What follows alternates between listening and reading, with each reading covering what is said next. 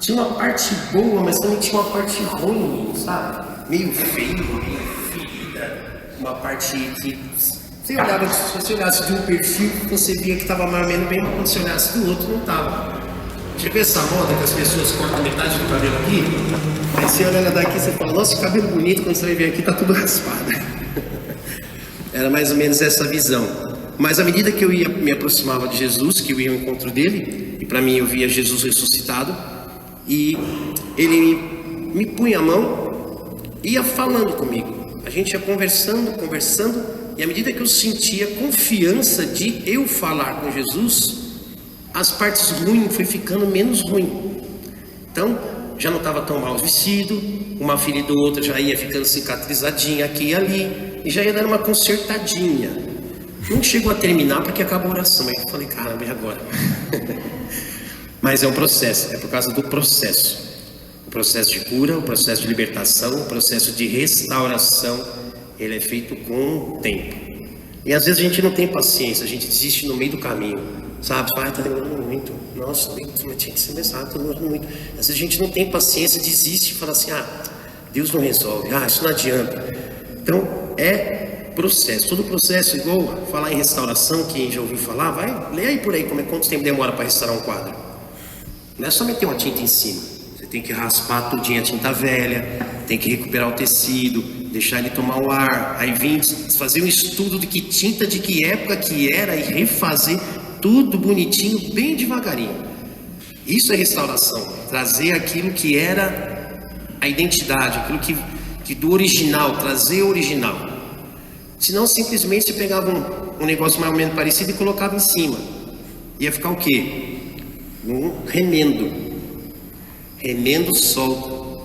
Remendo, uma hora não vai funcionar mais. Então Deus não quer remendar a nossa vida. Ele quer restaurar. Restaurar completamente a nossa vida, as nossas dores, os nossos traumas e trazer a gente a origem daquilo que a gente era, a origem com que Ele fez. O que Deus, quando fez você e fez a mim, Ele já tinha o desenho completinho, bonitinho. Aí Ele fica olhando hoje e fala assim, oh meu Deus do céu, o que eles estão fazendo? Estão detonando a minha obra. Eu tinha um desenho tão bonitinho, dá vontade de falar para ele, olha, é assim. E vira e mexe, ele mostra pra gente o desenho. Fala, olha, tá vendo? Era assim. E mesmo assim, muitas das vezes, infelizmente, a gente tem a cabeça dura demais, tem o coração às vezes muito, muito duro, empedrado, e acaba não vendo. E a consequência disso, o que é? Sofro eu, sofre você, sofre os meus. E a gente deixa de ser feliz. A gente deixa de aproveitar as coisas boas que Deus propõe para a nossa vida, porque a gente fica rodando igual peru bêbado, né? Eu nunca vi um peru bêbado, mas deve ser muito louco, né? Ele rodando e nunca para e não acha o caminho. Imagina que doideira, né? É engraçado ver o peru, mas imagina você fazendo isso. Né? Deus vê isso e fala assim, me dói o coração. Vamos lá. O que a gente vai partilhar hoje está em Efésios capítulo 2, e o versículo é do 1, mas vamos começar do 8 e depois eu vou voltar para o 1, tá? Então, pega o Efésios 2, a partir do capítulo 8. Efésios 2.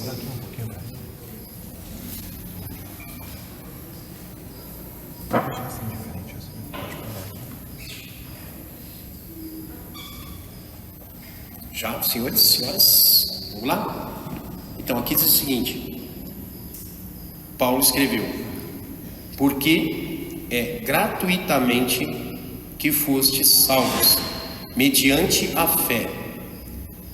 Isto não provém de vossos méritos, mas é puro dom de Deus. Não provém das obras, para que ninguém se glorie. Somos obras suas, criados em Jesus Cristo para as boas ações que Deus de antemão preparou para que nós as praticássemos. Então aqui, quando ele fala, porque é gratuitamente que foram salvos mediante a fé. Isso não provém de vossos méritos, mas é puro dom de Deus. Em algumas traduções fala que é pura graça de Deus. Então, a nossa salvação, o amor que Deus tem por nós, não tem nada a ver com qualquer coisa que você faça. Não é seu mérito. Mesmo você não fazendo nada, ou fazendo tudo errado, estando no caminho errado, ou até blasfemando contra Deus, se Deus tiver que te salvar, vai ser por graça de Deus, pela graça e misericórdia de Deus. Agora tem um... Tá bom, então isso, qual é a chave de ligação aqui? A chave fala aqui, ó, foste salvos mediante a fé. Então você vai ser salvo por Deus, independente do que você faça de bom. E aqui ele fala um pouquinho mais assim, ele fala, para que ninguém se glorie. Vamos imaginar num mundo à parte, que a sua salvação dependesse de tudo que você faz na vida, das coisas que você fez. Você poderia dizer hoje que você está com a sua salvação garantida? Tua alma está salva hoje, baseada nos méritos do que você fez até hoje, ou que possivelmente você vai fazer nos próximos anos, porque tem alguns jovenzinhos aqui, eu, por exemplo, ainda tenho mais uns 50 anos de vida talvez. Você imagina se fosse meritório, infelizmente o céu ia ficar esvaziado.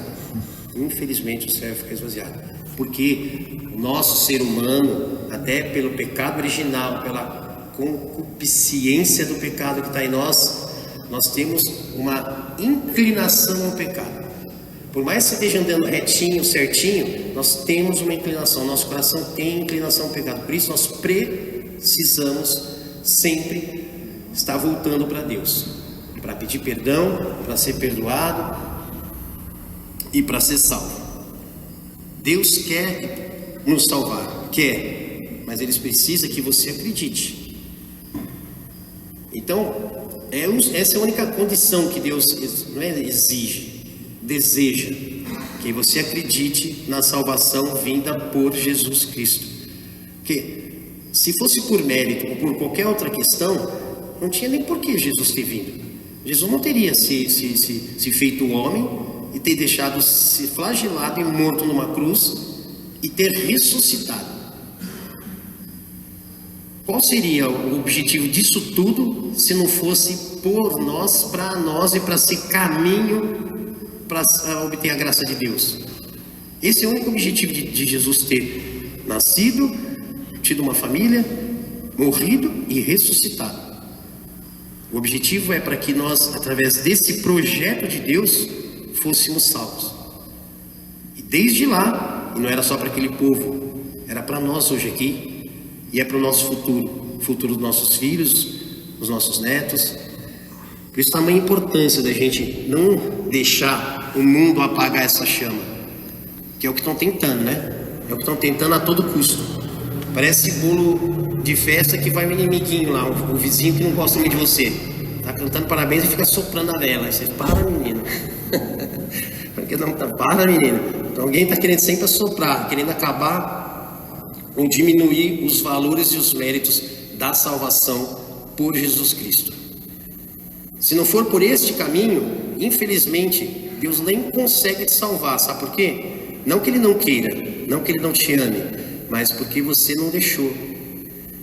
Você não está na mesma linha, na mesma condição para que Deus tenha misericórdia e salve.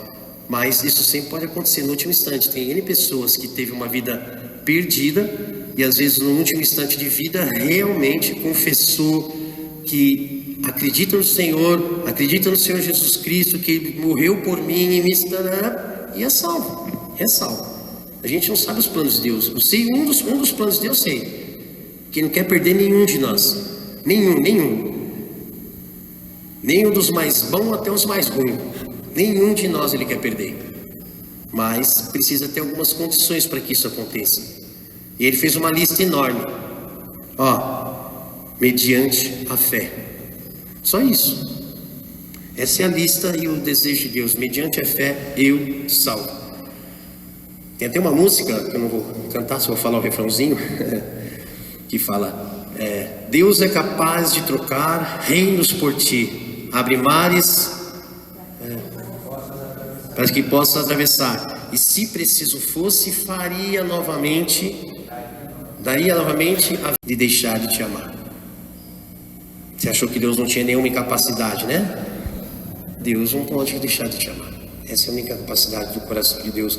Ele não tem como, é uma coisa que é Deus, é Ele é incapaz de amar, porque Ele é o amor. Então é a única incapacidade de Deus. Ele não pode deixar nunca de te amar. Você pode deixar de amar Deus, eu posso deixar de amar Deus na hora que eu quiser. Se quiser ir para o mundo, ir para a esbórnia, vou virar, posso fazer o que eu quiser da minha vida, mas Deus vai continuar me amando.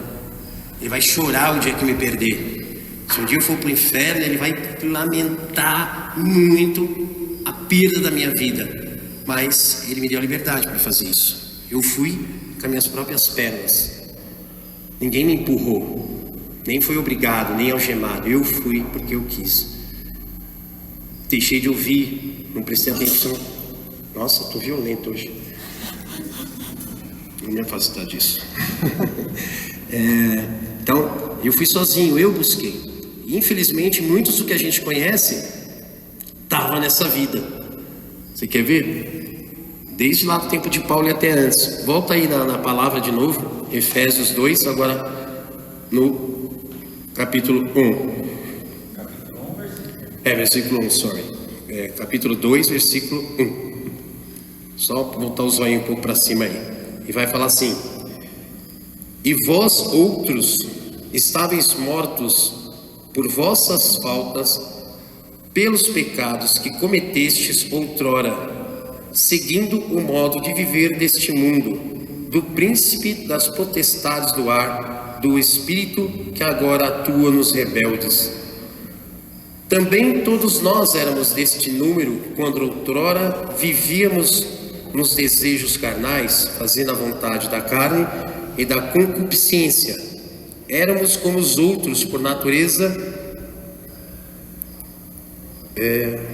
verdadeiros objetos da ira divina.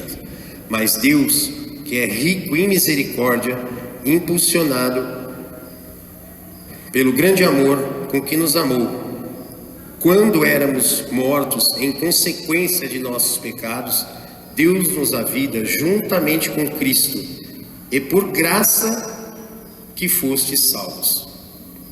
Ou seja, nós também já tivemos nesse mundo doido, sem conhecer Jesus, sem... Sabe de quem? Minuto. Nós também vivíamos nesse mundo, não conhecíamos Jesus, ou sabia que Ele estava lá, mas falava, não vou me envolver não, deixa Ele lá, eu quero ficar aqui, isso é muito chato, isso não é para mim, eu não sou dessa vida. Sempre a gente arruma uma desculpa, né? Então, nós estávamos lá, e poderíamos ter permanecido lá, poderíamos ter vivido e talvez morridos lá, mas pela graça e misericórdia de Deus, um dia alguém tocou seu coração. Um dia a palavra de Deus passou por você, e você falou, eu vou. Aí Deus não deixou chance, né? Foi lá e laçou, uau. Aí vem, e quando vem, e quando você é laçado mesmo pelo amor de Deus, graças a Deus, na maioria das vezes a pessoa não volta atrás, né? Ou pelo menos fica ali no coração plantada aquela semente de um dia Deus esteve aqui, um dia eu vi, um dia eu conheci. E talvez a maior dor que a gente como ser humano pode ter é quando você conheceu a palavra, experimentou a palavra, e num determinado momento você jogou tudo isso fora e voltou para o mundo, voltou para as coisas do mundo, né? Voltou contra Deus, né? E aí você vai sentir o arrependimento que vai bater no seu coração quando chegar aquela necessidade. Infelizmente a gente só vai atrás de Deus quando a necessidade bate, né? Quando sente aquela dor, um familiar está no hospital, ou está desempregado. Então quando a dor é muito grande, aí você fala, tem um Deus ali, aí corre, né? Infelizmente a grande maioria, né? Por isso que a gente pede, e Deus pede, né? Para que a gente fique constantemente voltado junto de Deus, para que os meus passos não tem que ser seguidos, mas meu exemplo de vida, meu exemplo de família possa ser pelo menos um pequeno reflexozinho na escuridão do mundo. Que as pessoas olhem onde estiver escuridão e falem assim: olha, ali tem um pequeno reflexo, e chame a atenção. Mas é claro que se eu for o único reflexo, vai ser muito mais difícil das pessoas verem. Então, quanto mais reflexos de Deus a gente tiver nas nossas casas, na nossa vida, no nosso trabalho, no desempenho das nossas atividades, na relação com as pessoas, na relação com a comunidade na qual você vive, quanto mais gente tiver, mais luz vai aparecer. Um exemplo é a luz de LED, né? Alguém já abriu uma luz de LED? Aquelas fitinhas de LED? O que é o LED? É um negocinho minúsculozinho assim, cara. Se você apagar todos os outros e deixar um só, ele não ilumina nada. Mas quando você junta um monte deles, sai uma luz bem legal. E quando está junto, então, melhor ainda. Então, quando a gente se junta... Ai, querida, obrigada. Já estava lambendo os meus, hein? Valeu, Josia. Então, quando a gente se junta, e se junta em oração, né? A gente é luz. A gente mostra para as pessoas que vale a pena, que existe um caminho, que existe um caminho de graça, que existe um caminho de salvação. E é claro que a gente não deve fazer essas coisas por causa do mérito. Não tem a ver com o mérito.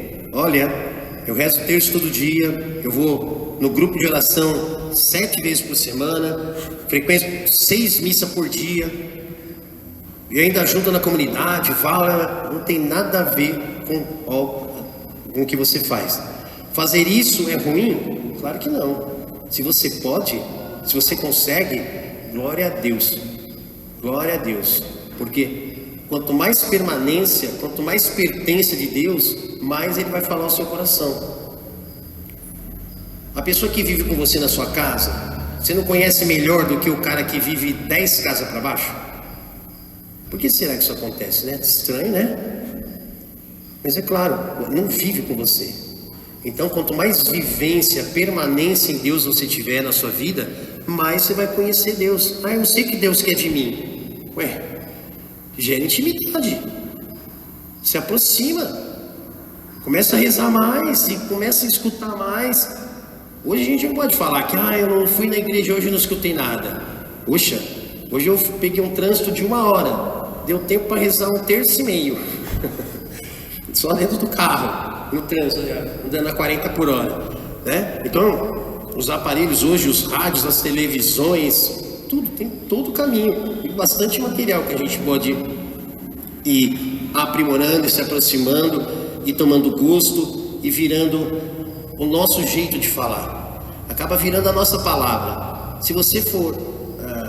quem é o mineiro aqui? Tem algum mineiro? Quem é de mineiro de Minas mesmo? Tem algum? Aí. Quem não é, então quem não é vai saber. Quando você ouve um mineiro falando, você sabe que ele é de Minas, sabe? Oh. Esses dias eu estava na Canção Nova, a mulher dando testemunha, ela falou... Eu falei, mano, essa mulher é muito mineira, cara. Mas por que mineiro fala assim, ou o cara do sul, porque você começa a falar junto, você vai pegar o jeitinho de falar. É assim com Deus. É assim com Deus. Ficou perto, começou a falar com Deus, Ele começou a falar com você, daqui a pouco você está falando de um jeito, você não falou nada, você vai falar, esse cara é de igreja, mano. Deve ser de igreja. Já me falaram isso por causa da cantoria. Eu ficava cantando música de igreja assim meio baixinho, o cara fala, nossa, um fala assim, nossa, você é bobo, você é feliz assim, eu sou. Então eu falava, qual igreja que você congrega? Qual igreja você congrega? Eu falei, eu vou na igreja católica ali, no Nossa Senhora de Fátima, tal, segui lá, sou do grupo de geração. Então, à medida que você vivencia isso vai sendo parte de você. E aí você fazendo isso, acontecendo dentro da sua vida, da sua vida, você acaba agregando as pessoas. Porque as pessoas olham e falam, olha, onde você vai? Aí vai tentar ver onde você vai. Olhou, tem gente que vai gostar, tem gente que não vai gostar, né? Nem todo mundo tem que ir para a renovação carismática. Eu gosto da renovação carismática, gosto do jeito de ser, né? Da renovação, que tem mais oração, tem muito canto, e tal, mas tem muitas outras coisas dentro das paróquias, das comunidades, que vão te aproximar de Deus, que vão te trazer uma vida de oração e que vão ajudar você a construir a sua salvação.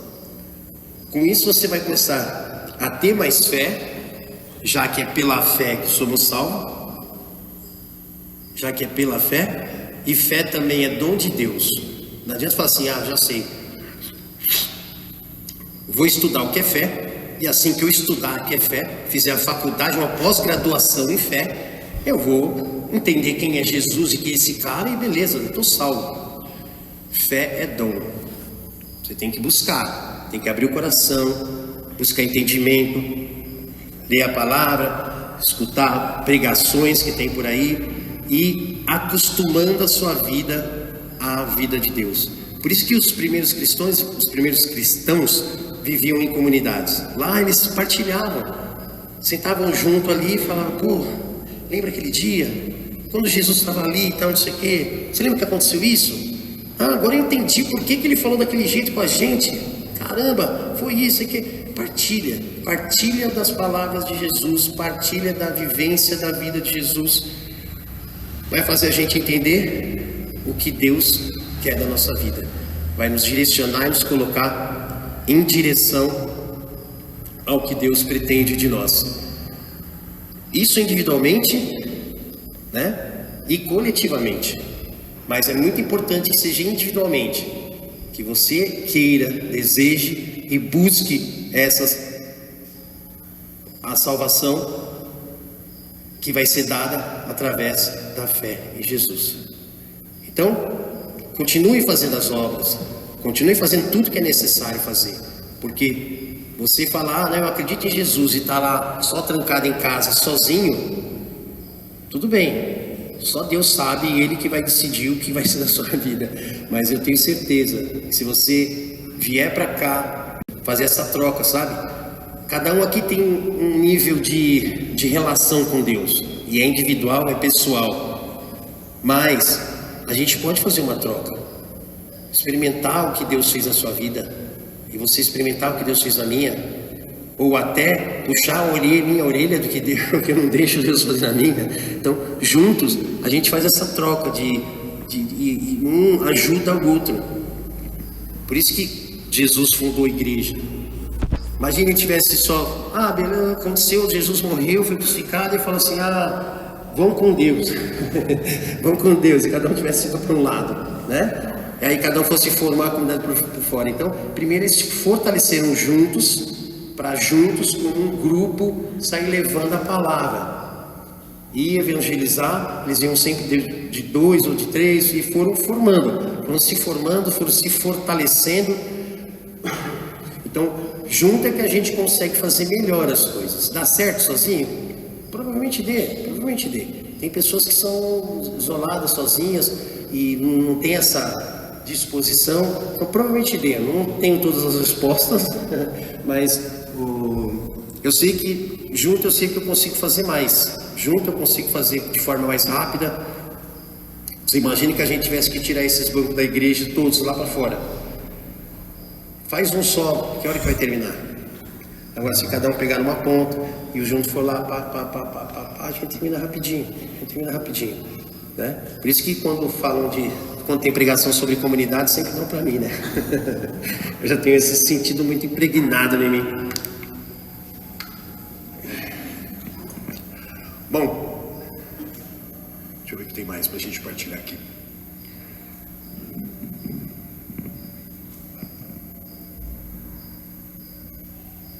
No 10, ele fala assim, somos obra sua, criados em Jesus Cristo para as boas ações que Deus de antemão preparou para que nós as praticássemos.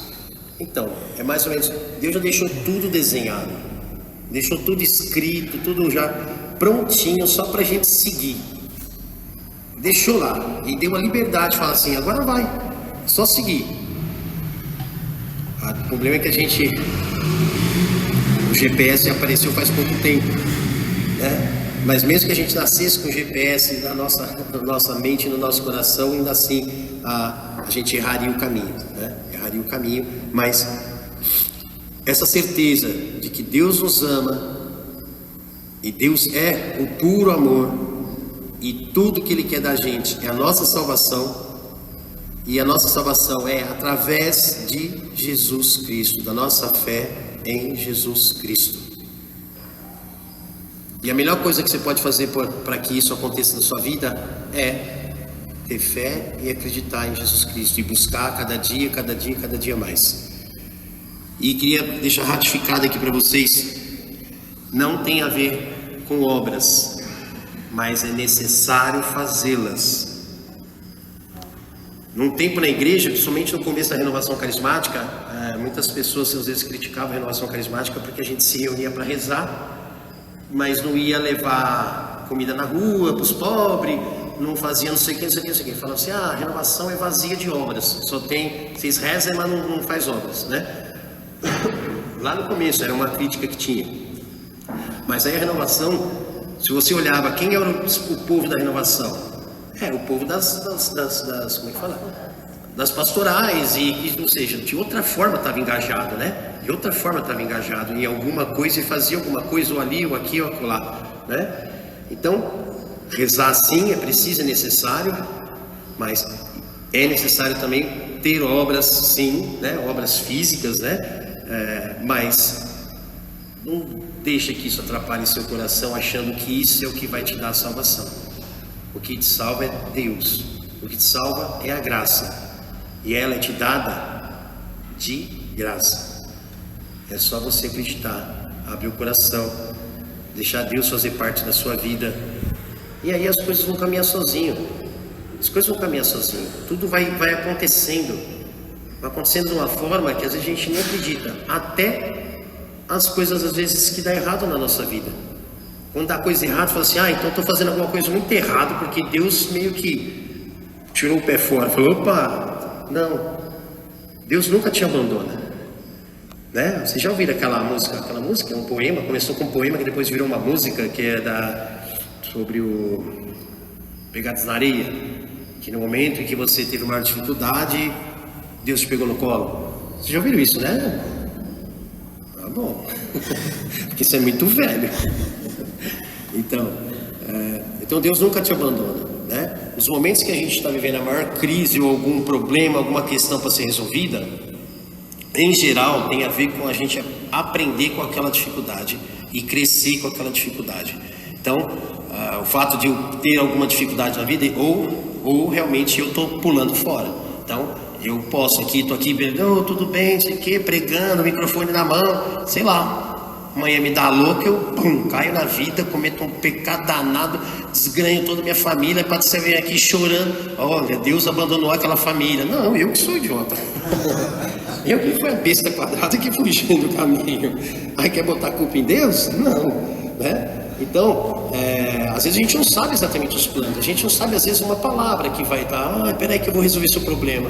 Cara, eu não sei. Eu espero que, sei lá, na minha vivência com Deus, Ele me fale algo que te fale, né? E por isso a importância da gente se aproximar e a gente se interagir, para que Deus fala, e Deus fala o tempo todo. Ele fala no coração, muitas vezes no nosso coração, mas quando Ele fala em palavras, vocês ouviram alguma vez Deus falar do além? Tem aquela voz que vem, não, é a minha voz, é a sua voz. Deus já te abraçou hoje?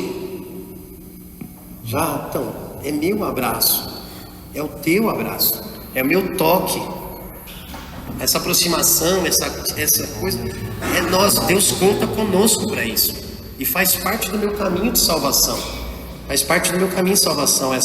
essa interação e de buscar. E completando a visão que Deus me dava no começo sobre Ele ia me tocando, eu ia melhorando, ia sendo curado, e no finalzinho Ele bateu assim nas minhas costas e falou assim, vai buscar os seus, vai lá, vocês. Então, à medida que Deus me cura, à medida que Deus me toca, Ele não vai falar obrigação, mas eu sinto a obrigação de buscar os outros. Eu tenho que buscar os outros, eu não posso ficar com essa graça só para mim. É muito egoísmo eu sentir Deus tocar no meu coração e falar: vou até pegar o microfone e contar para eles, mas não vou fazer nada. Não. Eu tenho que ir na direção do outro, eu tenho que ir lá e falar: vem, gente, hein, vem, olha, eu preciso. Vocês podem nem acreditar, mas tudo bem, eu vou fazer minha parte de gritar e falar: pessoal, quem escutar, talvez meia dúzia escute, né? E talvez o outro não, o outro fala: olha lá, o mentiroso, conhece, é o Alex, cara, ele mora ali, mano, que mentira, esse cara falando de Deus, conhece a vida dele. Eu bato no pelazóio e tal, não sei o que, não. Então, talvez uns acreditem, outros não. Mas tudo bem. Você quer R$5? Faz parte. O que a gente não pode é deixar de estar em movimento. Não pode deixar de estar interagindo com as pessoas, indo de encontro às pessoas. Se Deus hoje falou alguma coisa no seu coração, fala para outra pessoa. Se falou na semana passada, se falou no outro dia, falou na missa de domingo, fala com as pessoas, interage. Isso é levar a palavra de Deus. Isso é evangelizar. Quando Jesus fala de evangelizar, é isso. Aquilo que você ouve, que caiu no seu coração, e você fala: nossa, que coisa boa. Puxa vida, isso falou muito. Fala para o outro. Vai passando, vai coisando. Pode ser que em um determinado momento não diga nada, mas tudo bem. Deus sabe as horas de todas as coisas, sabe os momentos de todas as coisas. Eu vou fazer o máximo que eu puder para que de alguma forma isso aconteça. E aí, a peneira do seu coração é que vai dizer: opa, isso fica, isso não fica. Isso fica, isso não fica. E assim vai a interação da nossa vida. Também pediram para eu terminar, então vamos terminar, né? Bom, então vamos levantar, vamos rezar, pedir para